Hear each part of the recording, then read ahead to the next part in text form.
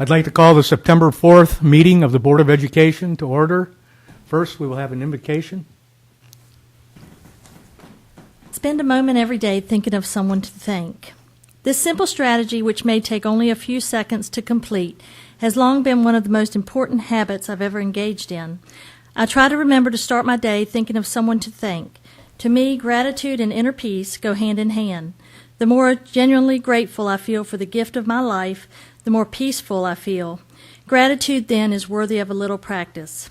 If you're anything like me, you probably have many people in your life to feel grateful for: friends, family members, people from your past, teachers, people from work, someone who gave you a break, as well as countless others.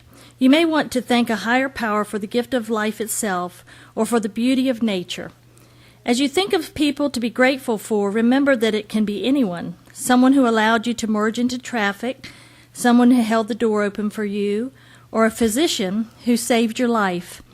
The point is to gear your attention toward gratitude, preferably first thing in the morning. I learned a long time ago that it's easy to allow my mind to slip into various forms of negativity. When I do, the first thing that leaves me is my sense of gratitude. I begin to take the people in my life for granted, and the love that I often feel is replaced with resentment and frustration. What this exercise reminds me to do is to focus on the good in my life. Invariably, as I think of one person to feel gratitude for, the image of another person pops up, then another and another. Pretty soon I'm thinking of other things to be grateful for: my health, my children, my home, my career, the readers of my books, my freedom, and on it goes. It may seem like an awfully simple suggestion, but it really works. If you wake up in the morning with gratitude in your mind, it's pretty difficult, in fact, almost impossible, to feel anything else but peace. Thank you. Let's now have a moment of silence, and let's keep in mind those people in this world that are much less fortunate than us.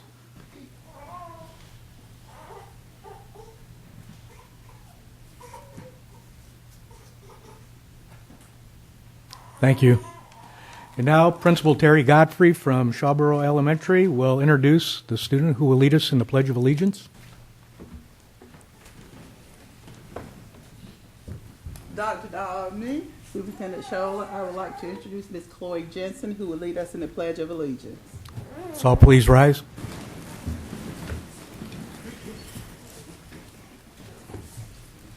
I pledge allegiance to the flag of the United States of America and to the republic for which it stands, one nation, under God, indivisible, with liberty and justice for all.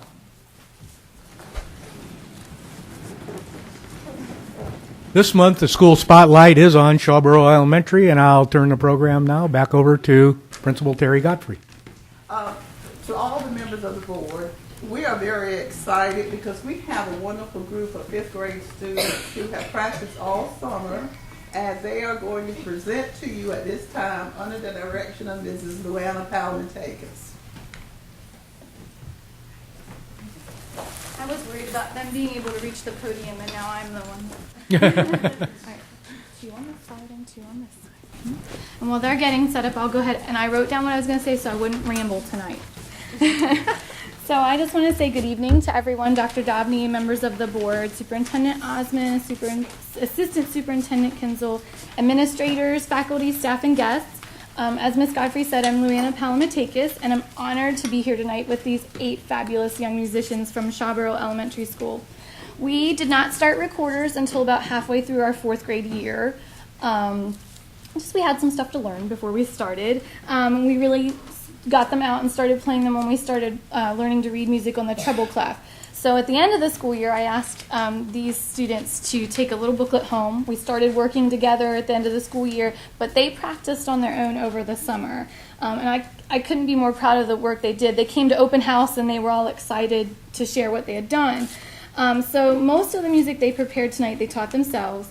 I gave them the basics and I gave them some guidance, but they worked their way through the songs independently at their own paces. So I just wanted to say thank you so much for sharing the opportunity to share our music with you. And with that, I'm going to turn it over to these guys, and they're going to perform their first song, which is a song we actually sing in kindergarten and first grade. And you may have heard it before. It's called Doggy Doggy.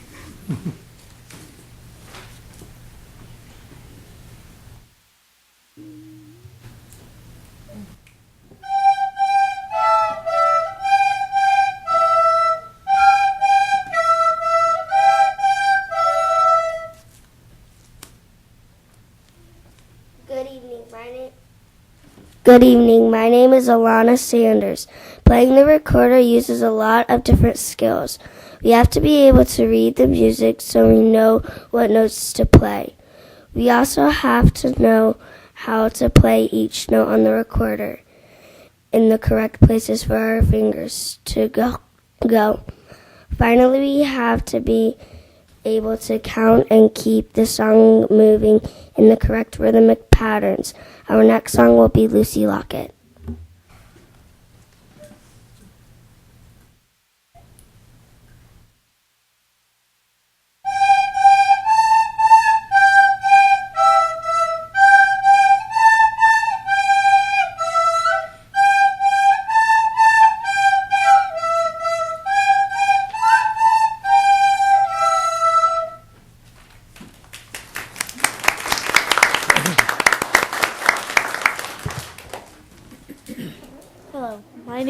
Hello, my name is Marin Dix. Did you know that recorders have been around since the 1300s? Famous composers like Bach and Handel wrote many pieces of music for the recorder.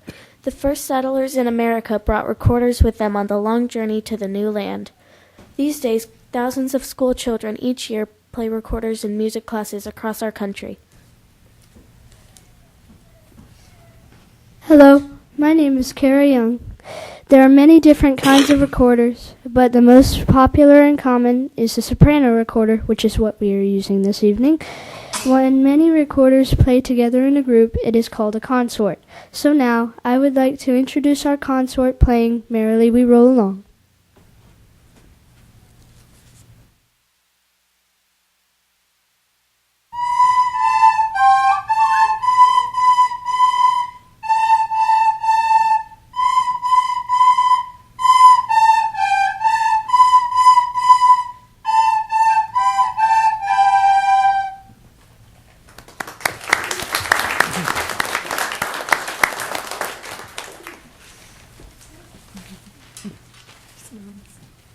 Hello, my name is Preston Hill. We all know that everyone has different tastes in music.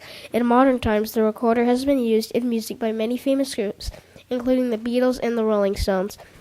All 8 of us also have our own taste in music and our own taste of what we really wanted to practice on the recorder this summer. Now we will have a few smaller groups perform select songs. Some of us will play Old MacDonald and some of us will play Ode to Joy.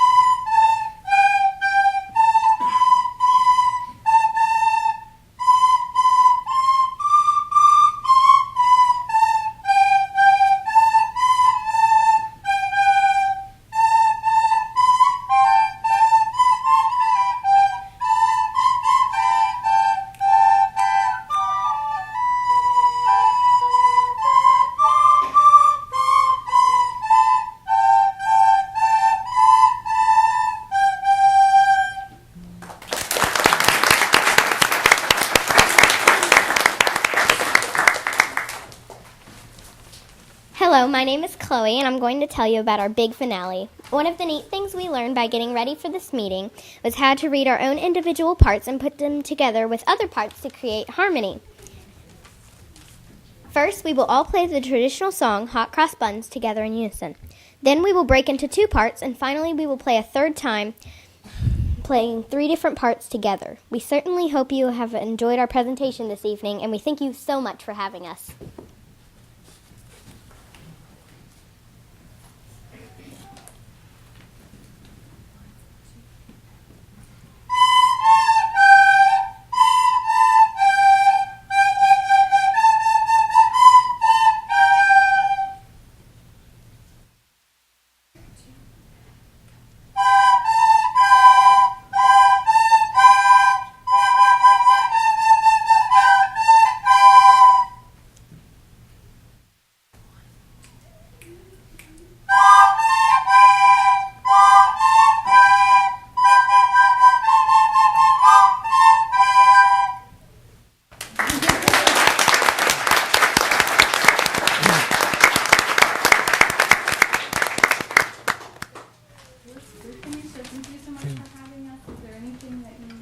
Thank you so much. Thank you. I might mention once again, Ms. Palamatakis was our County Teacher of the Year this year. And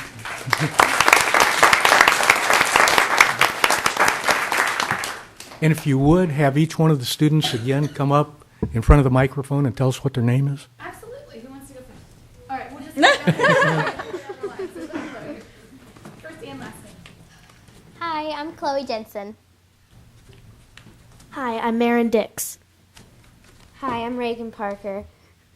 Hi, I'm Alana Sanders. Hi, I'm Lily Reynolds. Good evening. My name is Carrie Young. Hello, my name is Preston Hill.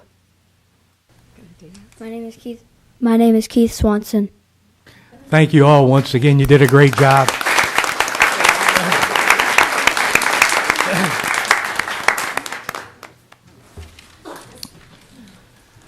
Next item's work session update. At 4 o'clock today we met and we heard an update on transportation, also the use of Wi-Fi on buses and which buses we could possibly use it on. Next, we heard a partial account of the student accountability data that was just released today. Then we also received information on policy updates from a number of different policies.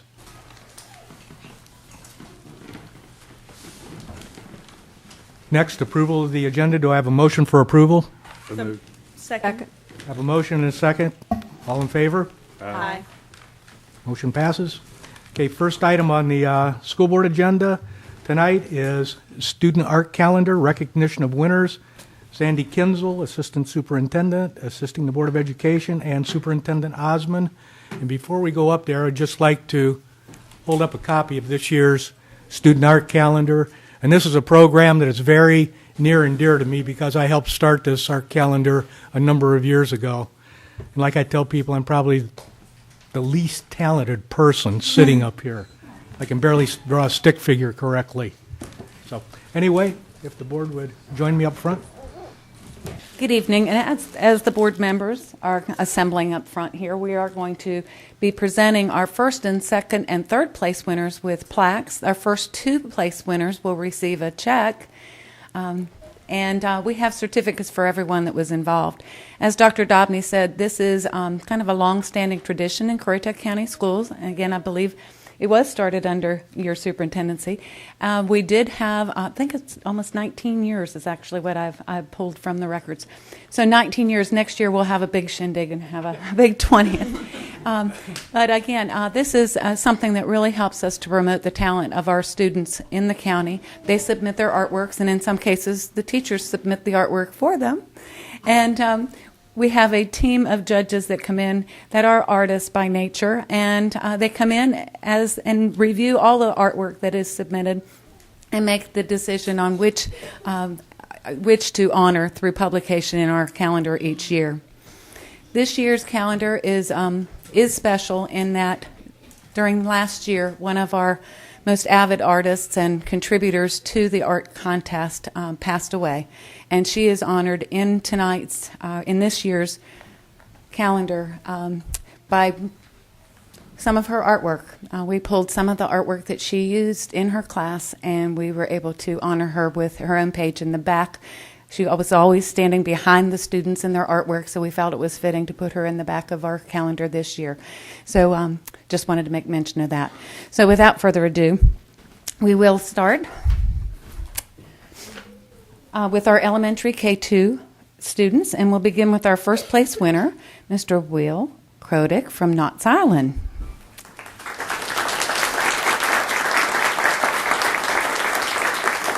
Over here, hon. Very good. Yes, please, and we'll try to get everybody up here tonight that's here. Our second place winner was Miss Abby Turner. She's from Moyock.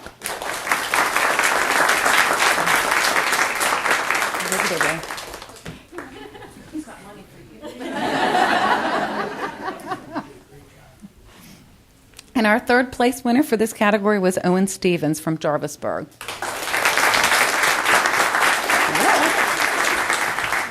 Congratulations. Dr. Dobney needs to move over here, I think. Okay, our honorable mentions for this category were Peyton Mullins, Knott's Island, Kayla DePlacido,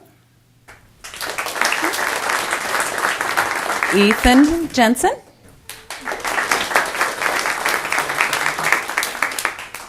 Aldo Liesma,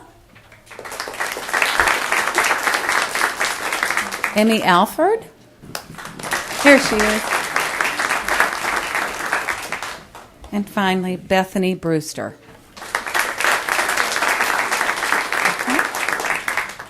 Our next category is elementary, grades 3 through 5. Our first place winner in this category was Miss Lucy Chappell from Central.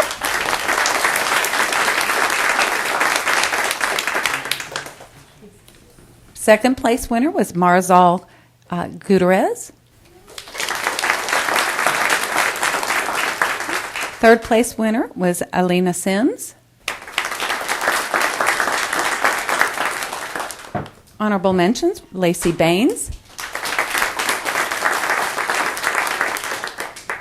Bowden Holzhaver,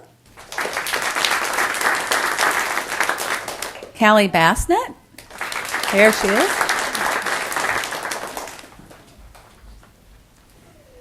Lindsay Daniel, and Billy Tubbs.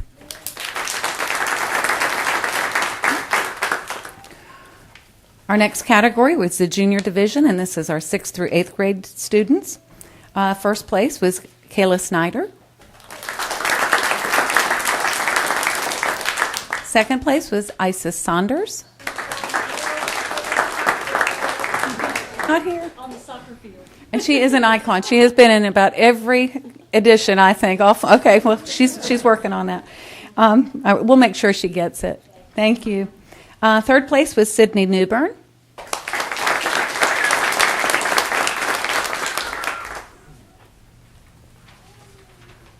All right. Honorable mentions, Madison Huntley, Quavon White, Jamie LaBounty, Haley Fletcher, and Connor Barrow. Our senior division has actually 2 separate categories of submissions. One is senior photography, and that's where we'll start. And this is for our 9 through 12 students. First place is Brett Dennison.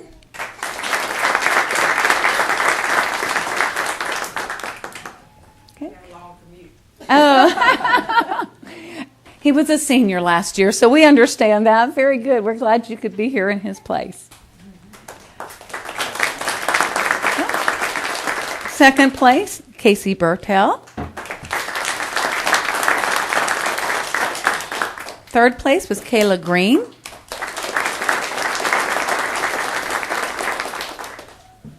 Okay. Honorable mentions, Brianna Nixon.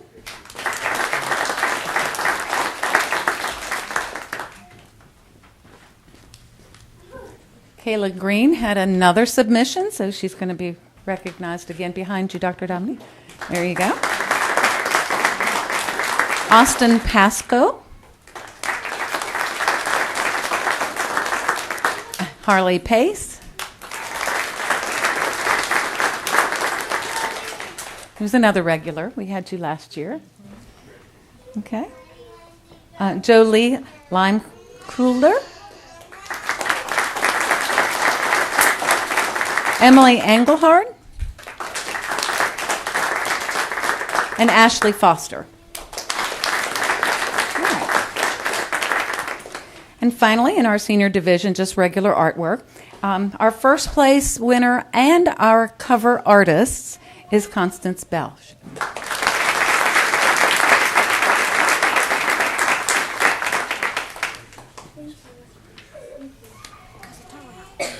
There you go. Second place winner is Brandy McDougall.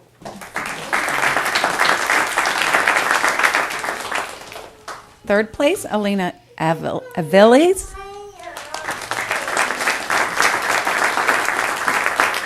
And our honorable mentions, Kristen Anderson, Amanda McMillan, Amanda Deaver, Hannah Sarr, Victoria Hampton, and Alina Aviles again. So she had 2 siblings. I want to take this time to thank the art teachers that were involved with this, because without their instruction and their talent, we wouldn't see the talent that is displayed in our students' work. So we want to thank our art teachers.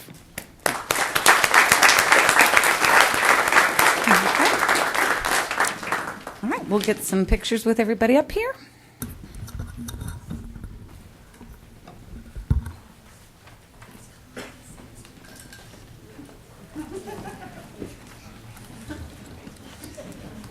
Big group.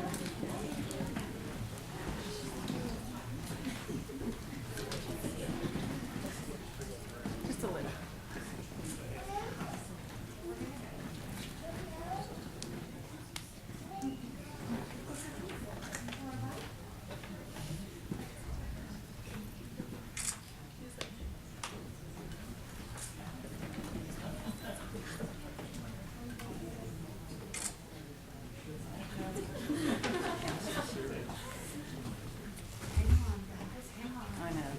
This is the most fun.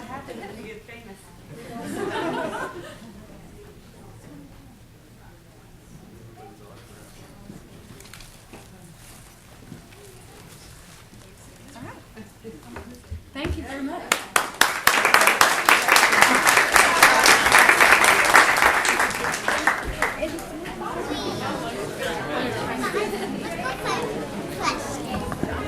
At this time, I'm going to excuse anybody that wants to leave, because I know a lot of these students have to get home.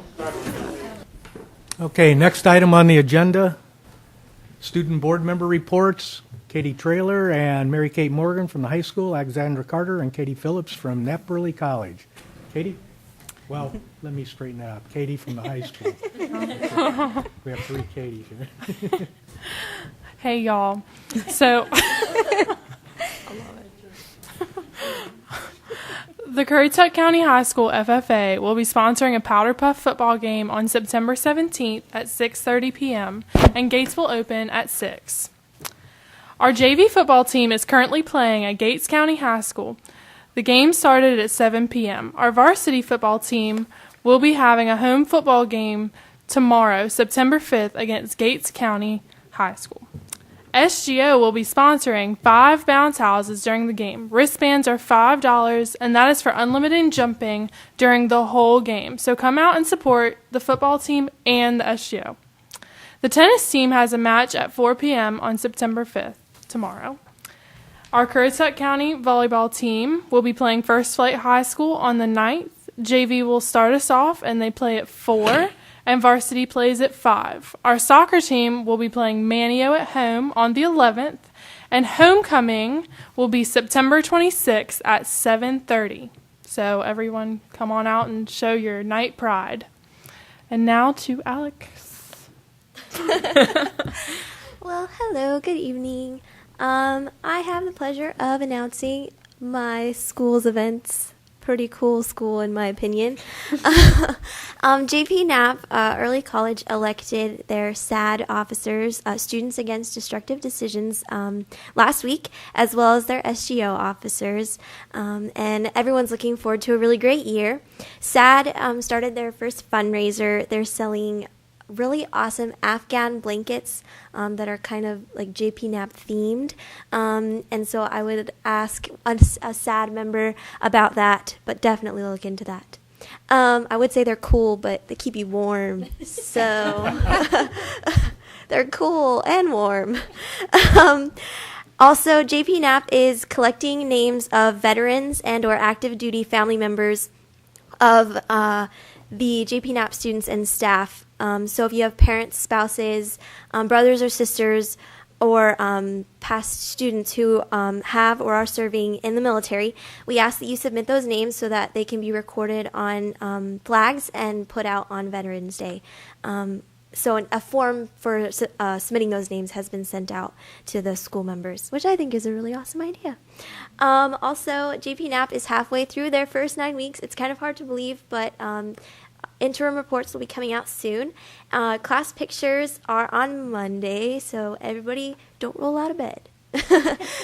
And also the junior ring presentation is on Monday for order forms and things like that. Also, JP Knapp just wants to say how honored they are to have had the art reception in our library tonight. It was a really awesome event, and there were a lot of people there and really yummy food. Also, for county-wide, there's a reminder for kindergarten students to have their physical and up-to-date immunizations, wow, that's a long word, on file within 30 calendar days of the start of school. And that means they should be on file by September 24th. And for 6th grade students, they're asked to have their TDAP on file with the school within 30 calendar days of the start of the school. And I believe that's everything, so I will turn it on to the lovely Mary Kate. All right.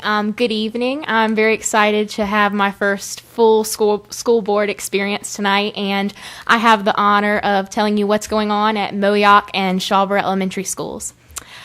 Picture Day for Moyock Elementary School will be held on Tuesday, September 9th, and there will be a PTA meeting on September 11th at 6 p.m.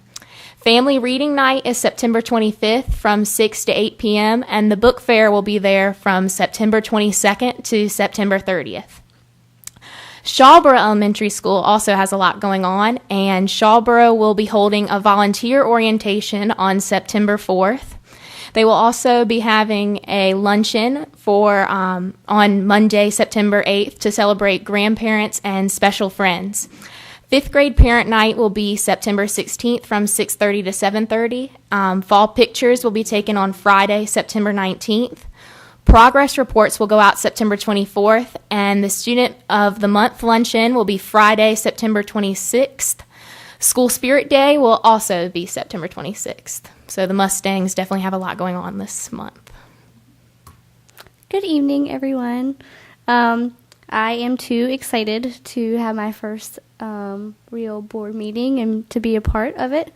I'm announcing some information for the Lower County Elementary Schools along with Central, because that's the Central location, so I figured I'd do that one. They have a lot going on. Central Elementary has Grandparents Luncheon on September 5th at 11:30.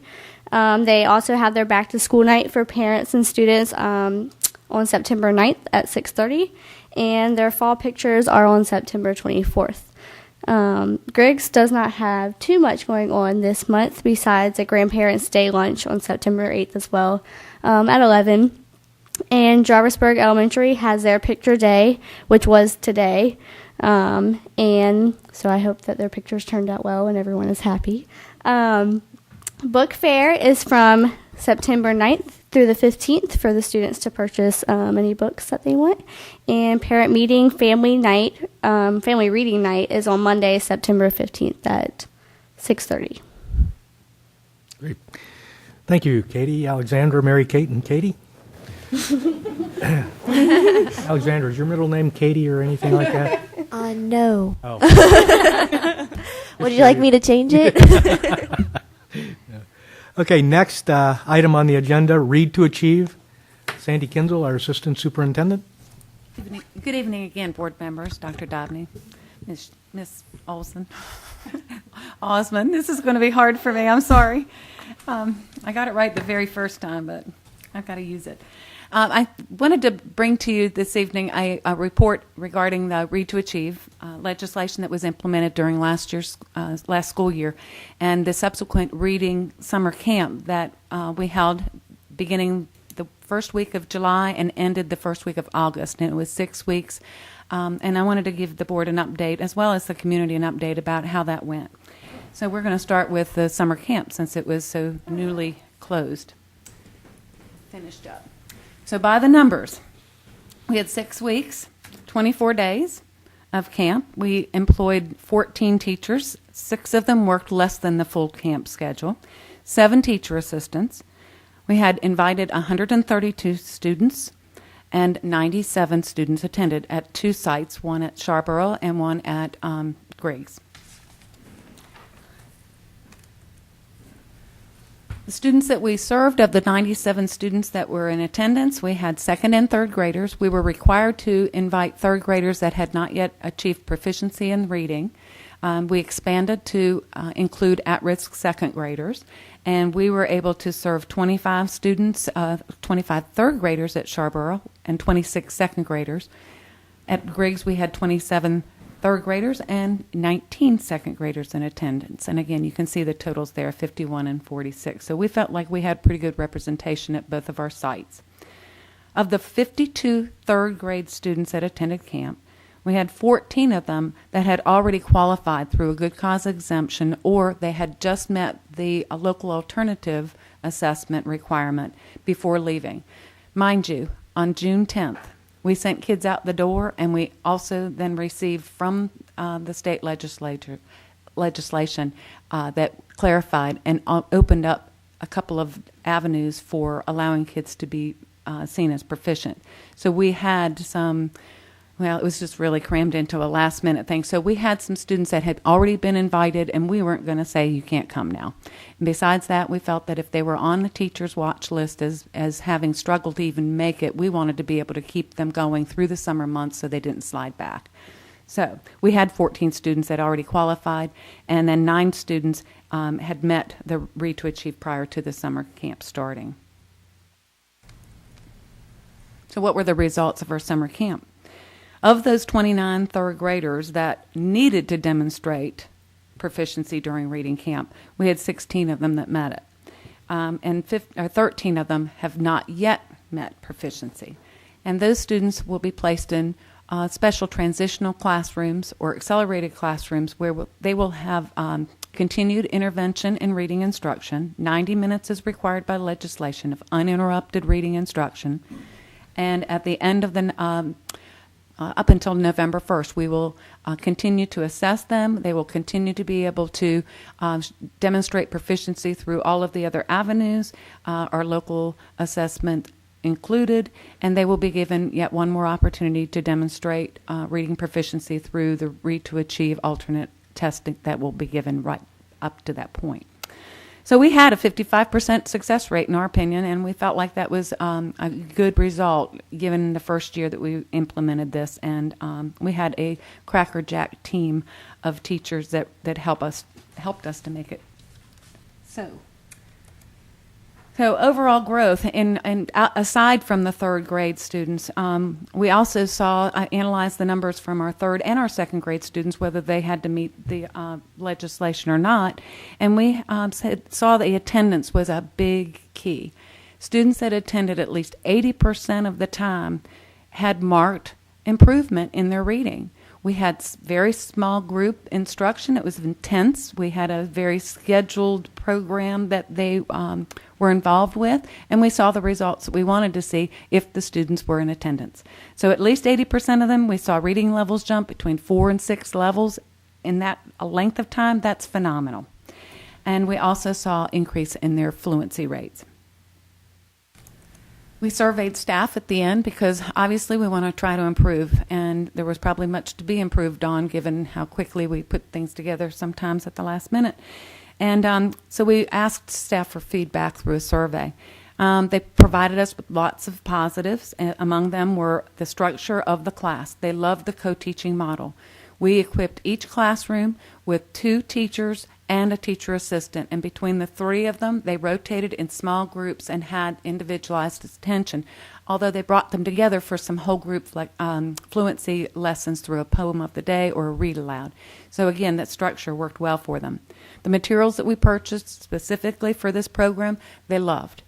It was fresh, it was new, the kids hadn't seen it before, so that's always exciting whenever you can kind of pull them in and their interest is in the materials themselves. And then the camp hours that we provided and how the day was scheduled with some of the positives.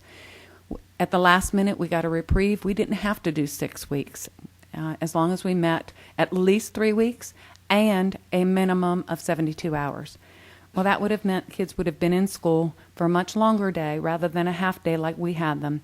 And we felt like that was just, for our most struggling readers being there, that was too much. So we felt that the time, and they confirmed it for us, that the timing was good.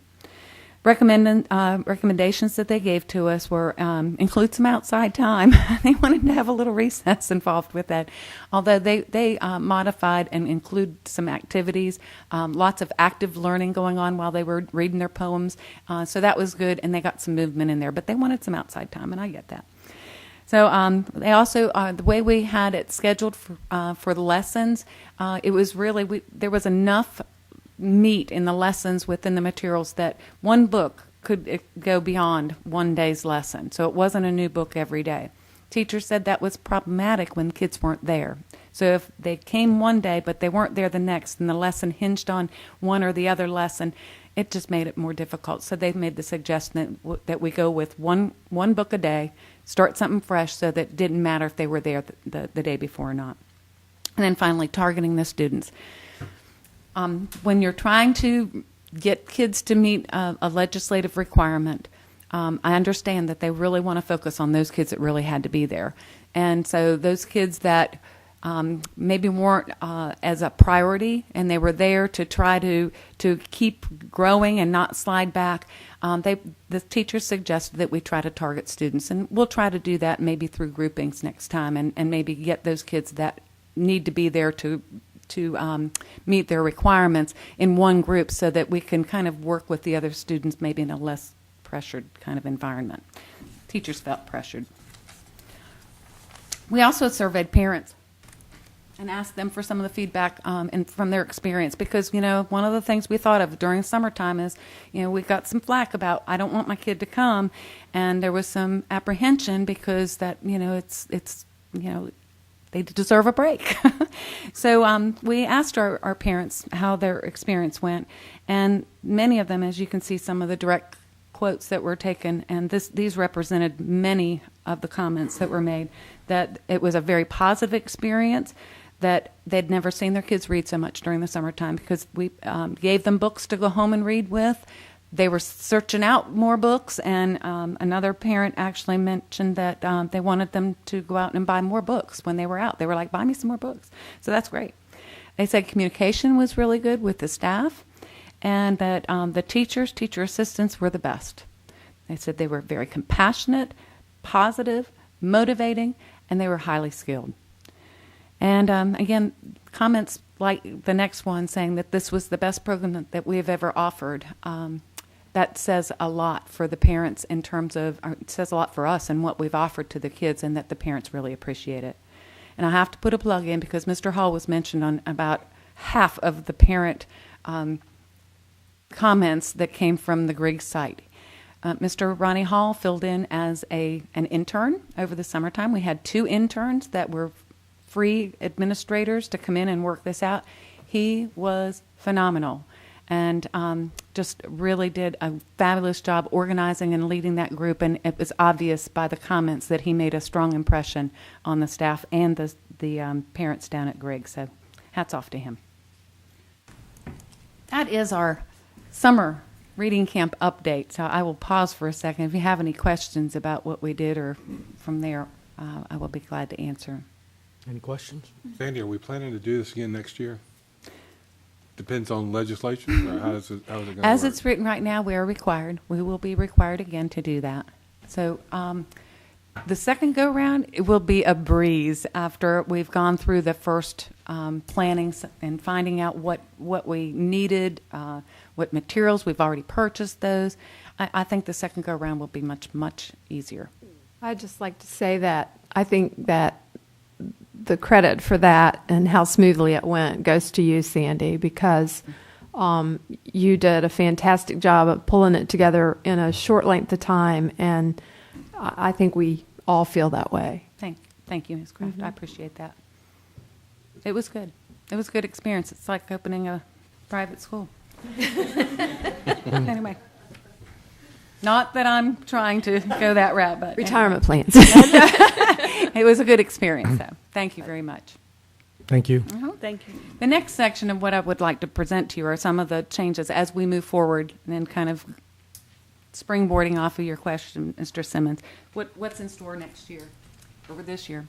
As I mentioned, House Bill 230 clarified some of the original legislation and provided some relief in some cases, but they did make some changes. And among those are the duration of the camp. Attendance is not required. And again, we went into it thinking the kids had to be there if they hadn't met, but legislation removed that requirement. The revisions to the good cause exemption, again, opening up a few more stipulations that allowed students to be exempt from the testing requirements. And of course, there are some changes in the portfolio development and the timeline for when that's going to be put out and what teachers have to work with. That was a huge complaint because we had a much shorter time period. Retained student placement for this year. Those 19 students that didn't make, they haven't demonstrated proficiency yet, have been made a placement into a third, fourth combination, if you will. That's the way we looked at them.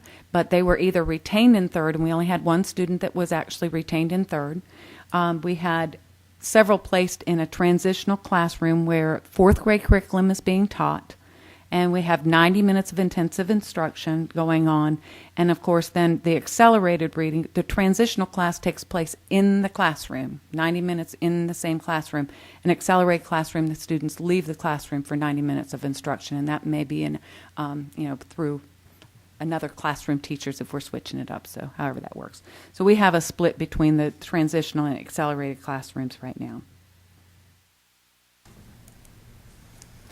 As I mentioned earlier, the mid-year promotions will be implemented this year as well. So those students will have the opportunity to be able to demonstrate proficiency once again. November 1st is that deadline. Regardless of the outcome, and this is really important for parents of those students and for those coming up in third grade wanting to know what happens if. Regardless of the outcome, students will continue to be in the same class. After November 1st, they will not be lifted up, moved back to a third grade classroom. Nothing like that will happen. They will remain in the same classroom. They will continue to receive the support that they need, and we'll continue to help them to demonstrate proficiency because ultimately that's our goal. And after November 1st, though, everything shifts back to the principal the way it used to be. Principal has, by law, the authority to grade and classify, and they will retain that power and authority after November 1st and will be able to make decisions based on all of the data to say whether a fourth grade retention is in order or placement in fifth grade for next year. So that's how that works. It's really all about the label then after that, about having the label removed whether they're retained or not, and that's what happens after November 1st. Finally, we do have a reporting requirement that was also spelled out in this legislation, and the reporting requirement was that we were to post specific information related to the proficiency numbers and percentages of students that were proficient and how they demonstrated it. And the list is, I believe, up on your screen there. This information is currently posted on our website. The legislation required that it be posted by September 1st. The state board has not yet approved the data or accepted it, and that will be coming up, as Mr. Bryant mentioned, in October. So the information that we have on the website right now is there because it was required. We already know that some of it is not exactly correct, and we are in the process of making some of those corrections so that we can get the posted, correct information posted prior to the state board actually approving it. So we're working towards that. But anyway, that's where we stand with Read to Achieve, and I've given you some flyers and some information. This was handed out to parents during their open houses. That came from our teachers. Some feedback from them said, please, let's get that stuff out in their hands early, and they seemed to all show up that day. So we handed this information out to all of our third grade parents at open house. So I think it succinctly pulls together the major requirements of this legislation, and we hope that it educates everyone on the requirements and what happens. So with that, I will leave you this evening unless you have any questions. Once again, thank you very much, Sandy. Thank you. Next item, student performance data release. Paul O'Brien, Chief Information Officer. Good evening. It's nice to have our board meeting on the same day that the state board had their meeting, because they approved and released this data today, and you'll be seeing it in the newspapers tomorrow morning, I'm sure. I'm going to go through some of the basics of what the accountability system looks like, what data has been released and what we're still waiting on, and then a quick snapshot of each of our schools. See from the data release schedule, some of this data was released today, the end of grade, end of course, ACT measures, and those things. Next month, the information that Ms. Kinzel just mentioned will be released, the Read to Achieve, and then finally in February, the North Carolina school report cards will be released, and they will contain the school performance grades. Normally the school report cards are released in the fall. Legislative action is requiring them not to be released now until at least January, so it will be after the February state board meeting. And that's when we'll get that school performance grade, where every school in the state will get a A, B, C, D, or E grade. When we look at the accountability measures, I'm not going to talk a lot about them here. I'll just elaborate as we go through the slides. But we look at performance composites, the percentage of students who score a proficient score. We look at how that changes from one year to the next. We look at growth to see that students who enter achieve a year of growth for the year of instruction. And we use federal annual measurable objectives around each of those different measures to see if we're met or not met. In the elementary and middle schools, we look at the end of grade tests, which are reading and math for grades 3 through 8, and science in grades 5 and 8. And in the middle schools, if they have any end of course tests, they also count for them. I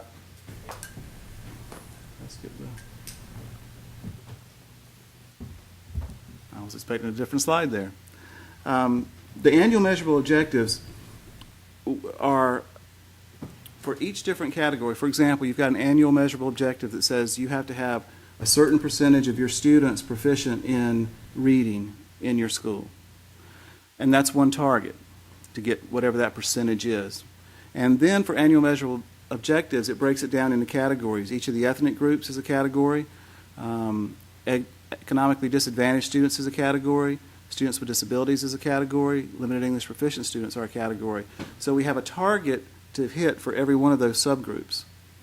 Now, we only report out the subgroup if there's at least 30 students in that subgroup. So when you look at some of our smaller schools who have smaller populations, we're not going to have as many subgroups as we would at the high school, for example, where they've got a larger population. The other thing is the targets for each of those subgroups are different. And they're based on last year, which was our standard setting year. And the targets are set to increase every year so that after 6 years, the percent of non-proficient students in each category is decreased by half. So when you see this information either posted online or in the news, you'll see different standards and different percentage rates that we're looking for different groups of students. That's a slide I was thinking I was going to see next. The high school picture gets a little more complicated. We have the end of course test that we take. Also the ACT. The ACT is used as a college entrance test.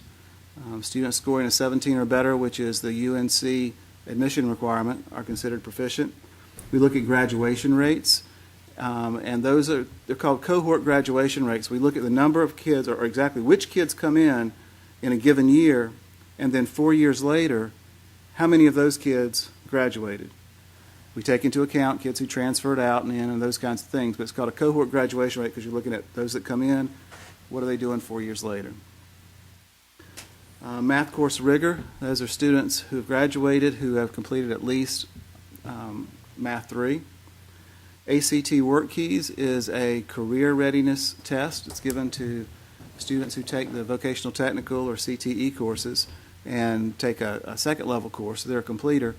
We give them that test, and anyone that earns a silver certificate or better is deemed proficient. And finally, graduation project is simply reported. We don't do graduation projects. There's no hit to our accountability measures because we don't. It's simply part of the system. They just report if you do or if you don't. EVA school-wide growth. This is where they look at the growth of each student in a school and then aggregate it up to see what it looks like for the average student in that school. Did the students achieve a year's growth for a year's instruction? This is done with percentiles. One way to think about it would be if a student scored at the 50th percentile on most of their assessments coming into this grade, we would expect them to score at about the 50th percentile at the end of the grade. So that's the idea behind school-wide growth.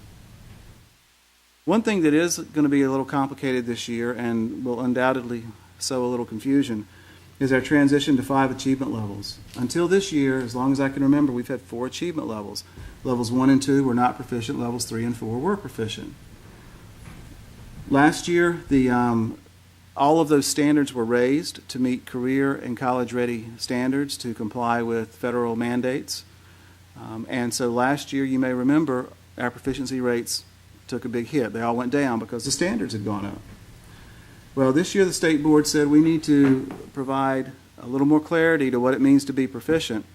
And even though we have to report career and college readiness standards to the feds, which is the higher standard, we can also look at a grade level proficiency standard, which is a little bit lower. In other words, the kid knows what they need to do to go on, but maybe not that higher standard to be career and college ready.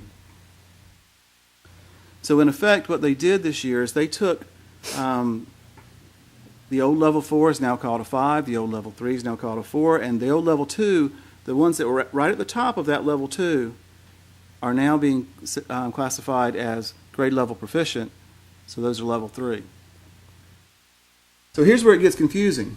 When performance composites are reported for school performance grades and other things like that, they're going to say, the state's going to say, anybody at a level 3 or above is proficient. However, when performance rates are reported for annual measurable objectives, the federal program, they're going to say only those students at levels 4 and 5 are proficient. So we'll look at that as we go through here. What we've put together in the presentation tonight compares the old level 3 and 4 from last year to the current level 4 and 5 this year, so you can see that that's the same measure. So we can actually look at if we've had changes year to year.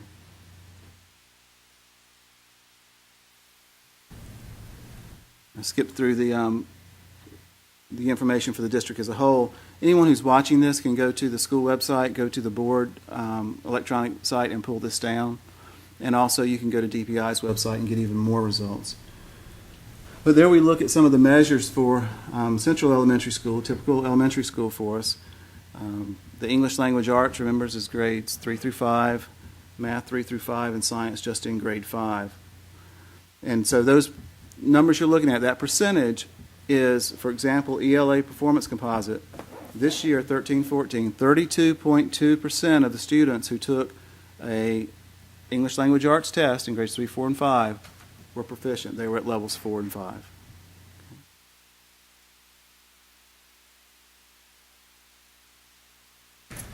The other measurements there, we do know now that Central met their growth standard, so they're to be commended for that. We don't yet know what the numbers are going to be for their growth, which are used to calculate school performance grades, but we do know that they met the standard. And they met the participation rate. Currituck County High, they have more measures, so it's a little more complicated. You can see there the Math 1 performance composite stayed the same from last year to this year. We've also included the state averages there so we can compare and see where we have some room to grow. English 2 down a little bit. Down to the ACT, that test is taken by 11th graders, all 11th graders, and 69.5% met that standard, which is 10% better than the state average. The work keys, we talked about the ones that take that. The cohort graduation rate, you can see it's 85.2%, and that's a 4-year rate for the high school because all those students are on a 4-year plan. They did not meet their growth, and then you look at the AMO targets met, they didn't meet all their targets. So for example, perhaps they didn't meet, and I'm just making this one up, but perhaps they didn't meet biology for white students, the achievement goal for that would be one standard. Or if they didn't meet English 2 for students with disabilities, that's another target. So that's how you end up with so many targets, 52 there. Participation rate, we're required to test 95% of our students on every test we give. We missed that on the work keys, and we've already met to address how some of the kids slip through and putting plans in place so that doesn't happen again. Currituck County Middle. You can see that Currituck County Middle did have Math 1 this year. They didn't have Math 1 the previous year.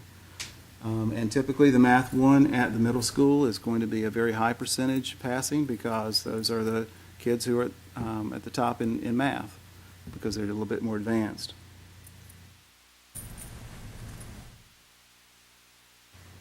They also met growth. You see their targets less than the high school. They're a smaller school. They don't have as many subgroups. One thing that's not on this sheet, the other standard that elementary and middle schools have to meet is attendance rate. Attendance rate has to be greater than 90%. Actually, at all of our elementary and middles, they're greater than 95%, so we're good with that. Jarvisburg Elementary.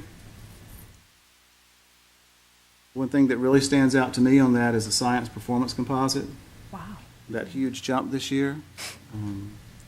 That's something to be proud of. I think in all these results, we can find something to really be proud of, and we can find something that we need to work more on.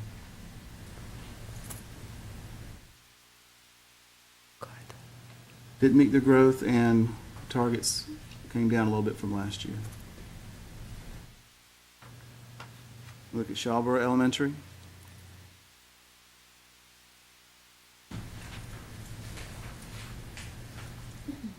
It's interesting. I was talking with Mr. Blackstock before the meeting started and looking at some of the areas where it seems like most of the schools decreased in that area. And so the question then is, well, what would cause that? Is it something more than just what's going on in one school? And so the next thing we're going to look at are, did the state average come down in that subject this year? If so, it would mean maybe there was just a more difficult test, or maybe there were some, even though they do a lot of quality control and verification afterwards, maybe there were some questions that didn't stand up quite so well. So we'll look at those things. For those of you that have been looking at these things for a while, you remember we used to have schools of distinction and schools of progress and honor schools of this and that and the other, and we don't have any of that anymore. They've eliminated all those labels.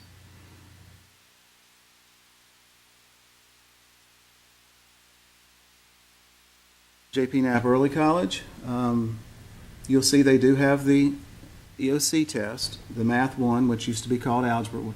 It's a different course, but it used to be like Algebra 1. English 2 is 10th grade English. And they also take the ACT. They're 11th graders. They bring them back from COA one day to take the ACT.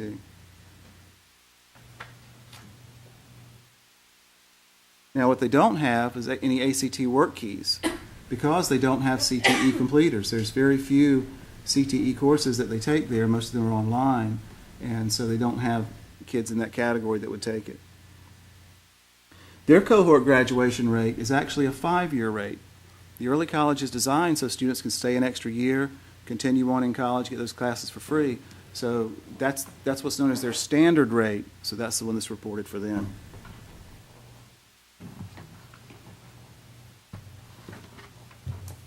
Knott's Island Elementary.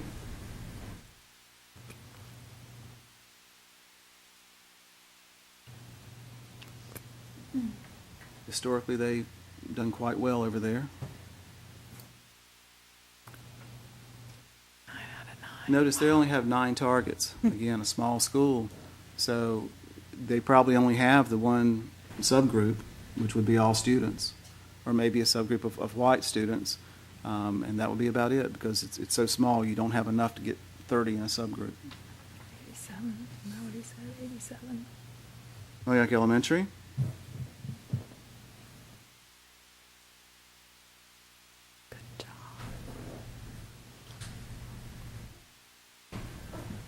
And again, this information is available on the eBoard site if you go back and look at later. If you're looking at it and something just doesn't look quite right, don't hesitate to give me a call. I'll be glad to walk through it with you or dig a little deeper. Moyock Middle School. Again, they had some math one this year. One thing you've probably seen on this in a couple of places, it indicates greater than 95%. DPI has said that according to FERPA regulations, we can't report percentages greater than 95% on student data because it could lead to personally identifiable data. So we usually show greater than 95% if it is, and in fact, our standards will never be greater than 95%.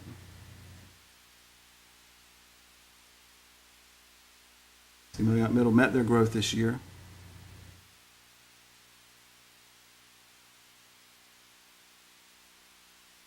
Dr. W.T. Griggs. One thing of note there, it looks like their performance composites increased in all 3 core areas, so that's something for them to be happy about. And they also met their growth.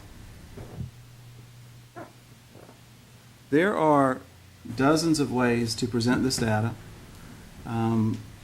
There is a lot more data. I brought this for those questions you might have.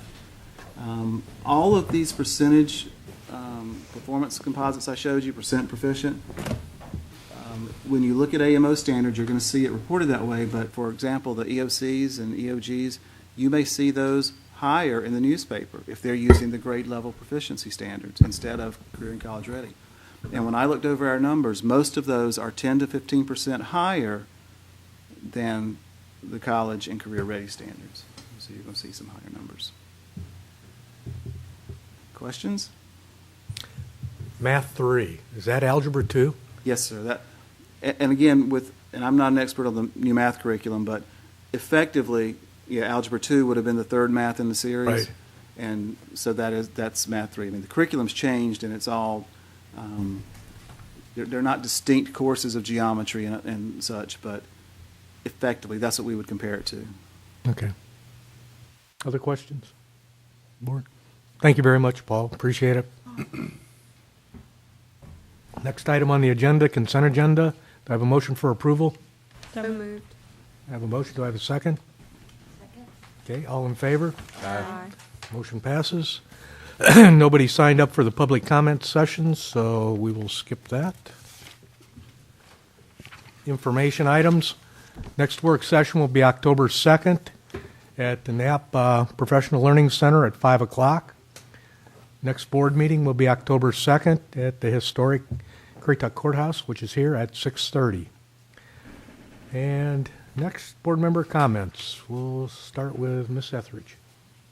Yes, I just wanted to let everyone know today we were able to tour 2 of our wonderful schools. The first one, we rode the ferry over to beautiful Knott's Island and walked around and saw some of the teachers and some of the students, and the children were engaged and the teachers were gearing up for another year, and it was just really nice to see some of the kids and some of the teachers.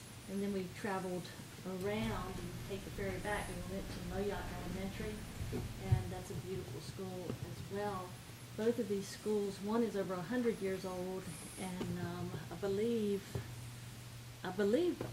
Knott's Island is like 90 years old, if I'm not mistaken, but beautifully maintained. I mean, they have kept some of the architecture in its original condition, and they've just kept it up, and I think it's, for Willis, he's to be commended for the job that he does and takes care of these schools and takes care of the hardwood floors and everything else. we came back. We've had a busy day. Came back to back meetings, but keep in mind the football game tomorrow night, and that should be a lot of fun. The high school, Renee Dowdy, I think she's gearing up to have a tailgating for all the teachers and their families, loved ones. Come on out, like the kids said, bouncy houses, refreshments. Should be a fun time for everyone. And again, I thank all of our teachers and staff for the wonderful job that they're doing. Thank you. Mr. Simmons? First off, if you look at this board, there's some tired board members up here. We've met at 10:30 this morning. We've been going wide open since early this morning. A couple things. Convocation this year, probably the best convocation I've ever been to. Teachers loved it. Thank you for the administration for doing a really good job. Next, JV football game. I think I've seen 2 or 3 of them. Varsity football. I've been to our varsity games, and for those of you who went to Camden the other night, what a show our team put on. They won the Bird Bowl, brought the trophy back again to Currituck. I want to say a little bit about the cheerleaders. We got some really good cheerleaders here. If you get a chance to go to a game, not only watch those guys on the field, watch our cheerleaders. They work hard every day. Next thing, in saying that, our Boosters Club is getting a membership drive. At the football game the other night, I know I grabbed Ms. Kraft and Mr. Dobney and myself, and there were some county commissioners out there, and we're all now members of the Boosters Club, which all that money comes back to the kids in our school system. I talked to a few of them, and I told them I would bring it up tonight. If you want to join the Boosters Club, you can do it at any of our athletic events. They run the concession stand. They also sell all the Currituck T-shirts, sweatshirts, and hats that you see, and all that money comes back to the kids of our county. You do not have to have a child who is an athlete. You do not have to have a child who is in Currituck County schools. If you'd like to join the Boosters Club, call the high school. You can write a check, send it right to the high school, and join our Boosters Club. Let's see. Next, 25 words or less, right? Next, schools Not going to argue with you. Schools opened up. Our school buses are back on the road in the mornings and the afternoons. And I know everybody at 7 o'clock in the morning is burning the highway up to get to Virginia or go to the Outer Banks or wherever you got to go. Please be careful with our school buses. When you see those red lights come on, just please stop and be careful with our kids. And also tell them what to beware of. Oh, yes. We got a grant that we heard of today that we have some school buses that are going to have cameras on them. And they're going to have cameras that are on the swing gate. So when the lights come on flashing, if you run by one of our school buses, you will be filmed, kind of like going through one of the stoplights. If you run a stoplight, you're filmed now if you go by some of our school buses. I think it was a state grant, I believe, or a federal grant? State grant, I think. State grant. And she did say that you're very visible, the car, even who's driving it. She's seen those cameras and the pictures that they take, so yeah, so please just be careful watching our kids getting on the school buses. Thank you. Yeah. One, that's great. I also want to say that we are a tired group tonight.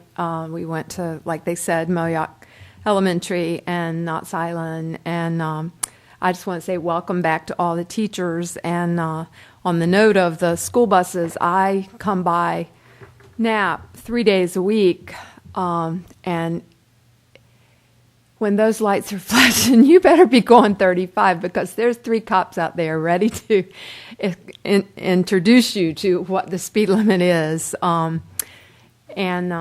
that's all. Just have a great year. Ms. Gaddis. I just want to say welcome back, everybody. School year's off and running. The one thing I think maybe I missed it could have been when the school board members were doing their announcements for the local school.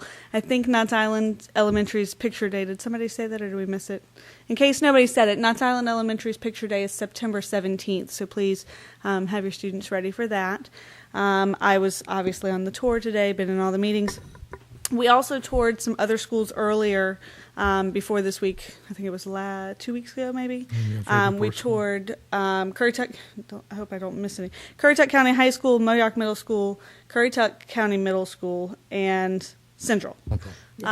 So we have a few left to do, but we will be making another date to complete all 10 schools so that we have all been in them to see what has been updated, what needs to be updated, and touching base. If anybody from around the county sees stuff on one of our properties that needs to be handled, fixed, taken care of, please don't hesitate to let one of us know. Contact the central office. Something, we can't be everywhere all the time, so your eyes do help us.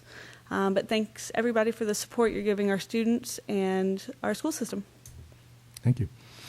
Well, I, too, went to the convocation, which had to be one of the best convocations I ever attended. And I'd like to thank Allison and Yvette for having a number of our local businesses there at the convocation, and they were the ones that organized getting them there. And I would just like to add on to that the school board does support the buy local concept, and hope everyone in the county does too. I attended the high school football game at Manio, or here against Manio. Our football field is looking really nice once again. So we got one of our golf course superintendents volunteered his time to get our football field back in shape, because the grass on the football field is basically the same grass that they have at the golf courses. Anyway, I would like to thank Christian Richardson, who is the person, for donating his time. Mm-hmm. And his wife also happens to be a third grade teacher for us. As Darnell mentioned, we did tour prior to the beginning of school 4 campuses, Currituck County High School, where there was a lot done majorly this summer on the capital projects list, and Currituck Middle School, Central Elementary, and Moyock Middle. And I would just like to take a chance to thank Willis Simmons, because it took an awful lot to organize and get these projects completed in such a short period of time. Oh, and by the way, Katie Traylor and Mary Kate went on the tour with us, because yes, the high school hadn't started then, so they got to see everything that we saw. And thanks to Katie, we had donuts, too. Yeah. A lot of donuts. They were good. We're all paying for now. And today we toured Knott's Island and Moyock Elementary. And we will get the other schools, Shawboro, Jarvisburg, and Griggs, scheduled in the next few weeks. And Knapp. And Knapp. Well, we went by Knapp, but anyway. Saw the roof project that they did at Knapp. And last, I don't know if we mentioned her name, but the art calendar this year was done in memory of Tammy Kite, who was one of our art teachers who died last year. And we'd just like to make sure that what she did for our students was appreciated. And with that, do I have a motion for adjournment? So moved. I have a motion. Do I have a second? Second. All in favor? Aye. And I might mention that we're going to reconvene a closed session at this time. Thank you all for coming.